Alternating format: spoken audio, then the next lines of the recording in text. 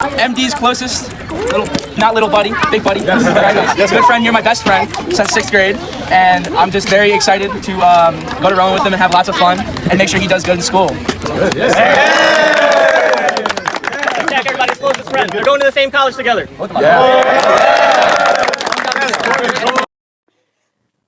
আজকে আমাদের জ্যাকের ছেলে গ্রাজুয়েশন পার্টি ছিল। জ্যাক হলো জাকিয়া, এই যে এটা জাকিয়া। তো ওর ছেলের গ্রাজুয়েশন পার্টিতে যাচ্ছি। জ্যাক আমাদের সাথে কাজ করে, আমরা একসঙ্গে কাজ করি। আমরা সবাই ওখানে যাব আজকে এবং চলেও এসেছি জ্যাকের বাসায়। ওর দুটোই ছেলে, মাশাআল্লাহ, ছেলে দুটো ভীষণ ভালো মানুষ হচ্ছে। বড় ছেলেটা এবারই ডাক্তারি পাশ করলো, আর ছোটটার তো এই যে আজকে গ্রাজুয়েশন। মেহমান বলতে আমরাই বেশি, যারা আমরা একসঙ্গে কাজ করি। এই যে এই ছেলেটার গ্রাজুয়েশন আজকে। ওই যে আমাদের দেশে একটা কথা আছে না, লেখাপড়া করে যে গাড়ি ঘোড়া চড়ে সে, জ্যাকির ছেলে দুটো ঠিক সেই টাইপের ছেলে।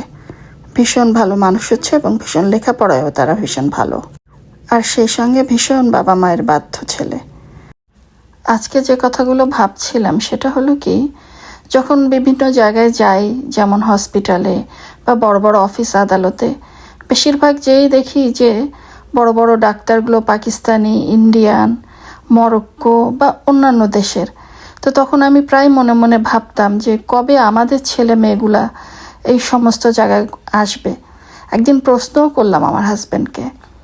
তো সে বলল কি যে আসলে আমরা তো এ দেশে আসা শুরু করেছি অনেক ইন্ডিয়ান বা পাকিস্তানিদের থেকে আরও 20-25 বছর পরে। ওরা প্রায় 60-70-80 বছর আগের থেকে এখানে আসা শুরু করেছে। সেদিকে আমরা মাত্র হয়তো 40 কি 50 বছর দেশে আসা শুরু করেছি। তো এখন এই মুহূর্তে আমাদের ছেলে মেয়েদের আসলে সুন্দর একটা জায়গায় যাওয়ার সময় এসেছে।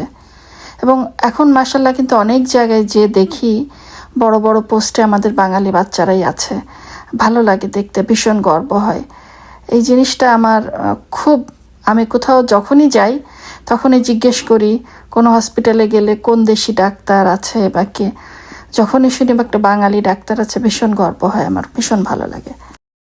আর আরেকটা যেটা তিতা সত্য কথা, সেটা কি, আমাদের দেশের ছেলেরা বিশেষ করে এত বেশি ফ্যামিলি ওরিয়েন্টেড থাকে না।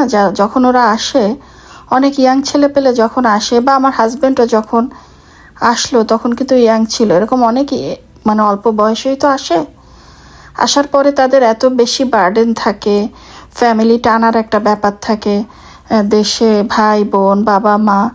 তো এই জিনিসগুলো আমাদের ভীষণ থাকে। তো এই কারণে তারা আসলে এসে এত বেশি কঠোর পরিশ্রমে নেমে যায় যে ভালো করে তারা আর ক্যারিয়ারটা গুছায় উঠতে পারে না। তো যাই হোক, সেই জায়গাগুলো এখন আমাদের সন্তানরা কভার করছে, এটা ভালো লাগে।